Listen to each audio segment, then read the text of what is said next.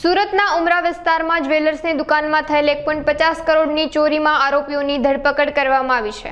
પોલીસે ત્રણેય આરોપીઓને અલગ અલગ દિશામાંથી ઝડપી પાડ્યા છે। તેમજ આરોપીઓ પાસેથી પોલીસે સોનાના દાગીના, રોકડ રૂપિયા સહિત કરોડોનો મુદ્દામાલ જપ્ત કર્યો છે। આરોપીઓ ગુનાહિત ઇતિહાસ ધરાવતા હતા। હાલ ત્રણેય આરોપીઓની વધુ પૂછપરછ ચાલી રહી છે।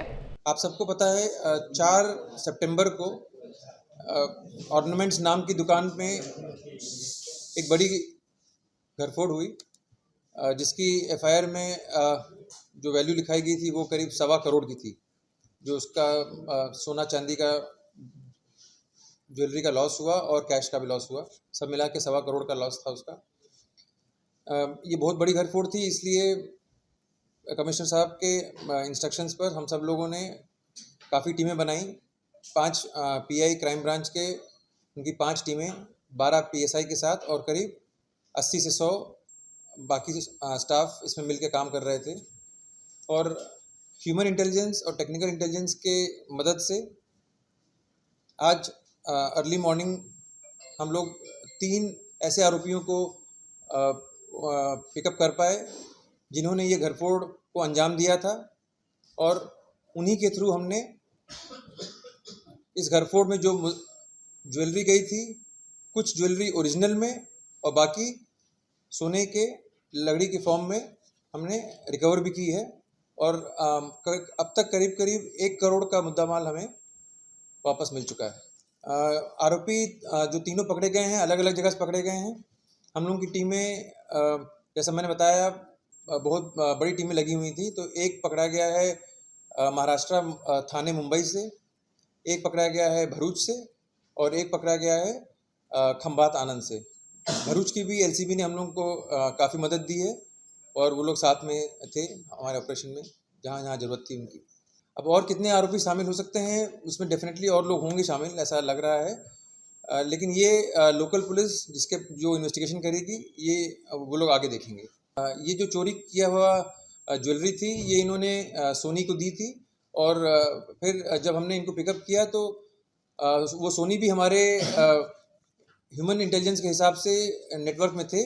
और जब ये कंफर्म हो गया कि उनको ही दी है तो उनके थ्रू हमें वापस मिल भी गई। चोरी को अंजाम इनका जो एमओ था वो ऐसे ही होता था कि इधर इन दिनों, क्योंकि इनके ऊपर तो बहुत सारे गुनाह दाखिल हैं पहले से भी, पर इन दिनों ये जो भी घरफोड़ वगैरह करते थे उसमें एमओ ऐसा रहता था कि कोई एक गाड़ी चुराएंगे किसी अन्य शहर से, जहां इनको चोरी करनी है या घरफोड़ करनी है वहां से नहीं, दूसरे शहर से गाड़ी चुराएंगे, उसी गाड़ी से रेकी करेंगे और फिर 1-2 दिन बाद आके घरफोड़ करते थे अलग अलग तरीके से। अगर दुकान है तो शटर तोड़ के, घर है तो जैसा करेंगे, मतलब अलग अलग एमओ से लोग फिर घरफोड़ करते थे। इसी शॉप को टारगेट क्यों किया वो तो और डिटेल इन्वेस्टिगेशन में पता लगेगा।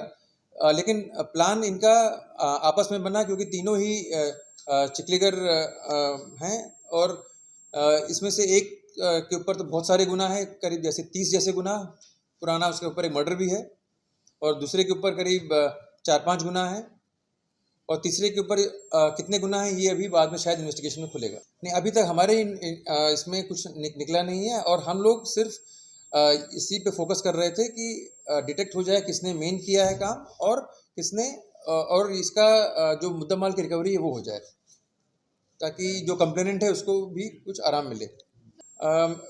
पूरा मुद्दामाल सोनी के थ्रू ही हमें मिला है और जो कैश है वो इनके पास से मिला है क्योंकि आपको पता है कि इस चोरी में अलग अलग तरह की चीज़ें चोरी हुई थी। सोने का भी था और चांदी का भी था।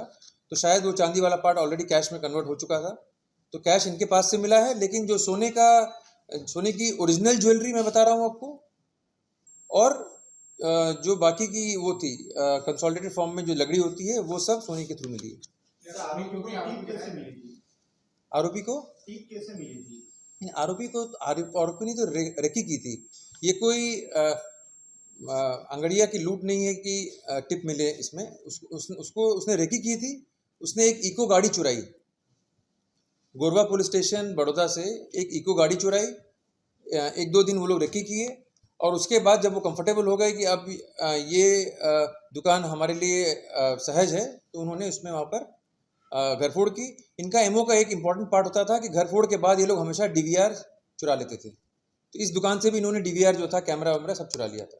देखिए, आरोपी बनाने का काम इन्वेस्टिगेशन वाली पुलिस स्टेशन का है, जो आईओ होंगे वो देखेंगे कि सोनी का कितना रोल था। हम लोगों ने कल रात के बाद से जो ऑपरेशन है वो हम आपको अभी बता रहे हैं। नहीं, ये लोग बाहर से इन्होंने रेकी की थी, रेकी अच्छे से की थी।